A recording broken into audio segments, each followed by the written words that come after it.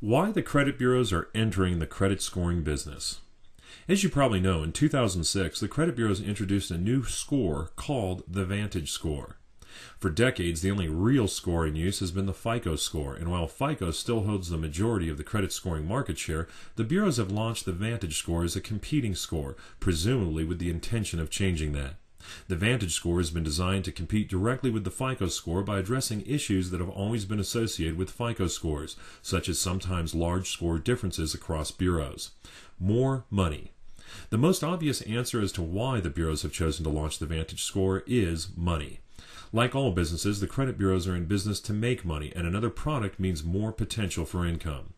According to Fair Isaac's website, in 2007, the 100 billionth FICO score was sold.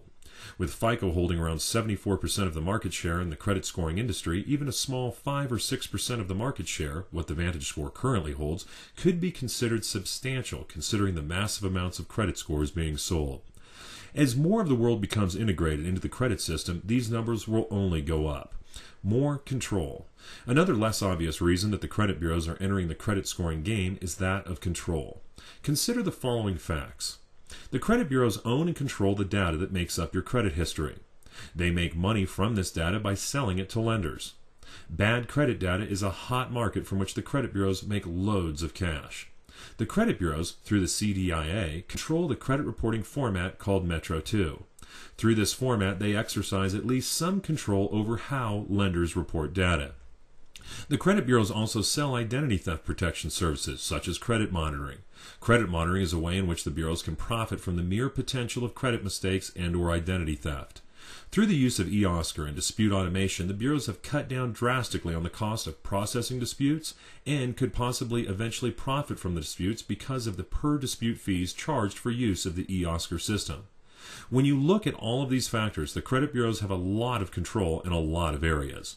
They control the data. They control the format in which lenders report data.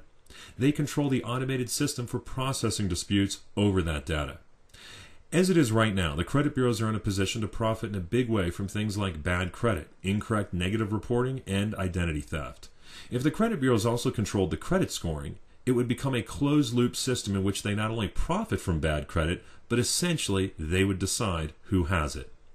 They would profit at every stop along the way in the process. From the time your identity is stolen, from the bad credit data produced by that, from the countless disputes that you submit in an attempt to fix it, to the times you request your score to see if your credit repair attempts are paying off. The credit bureaus would be making money at every step. What's the next step? Owning the law firm that you use to sue them? Controlling the scoring algorithm would mean more control over who has good credit versus bad credit.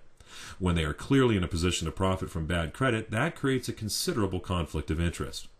And the more money the credit bureaus are able to make in their closed-loop system, the less likely they are to care about what your credit report looks like and whether or not it is actually accurate. The credit bureaus are already notorious for ignoring disputes and giving consumers the runaround. The system is already heavily slanted in favor of the bureaus and the banks. Would giving them more control help that? Of course not.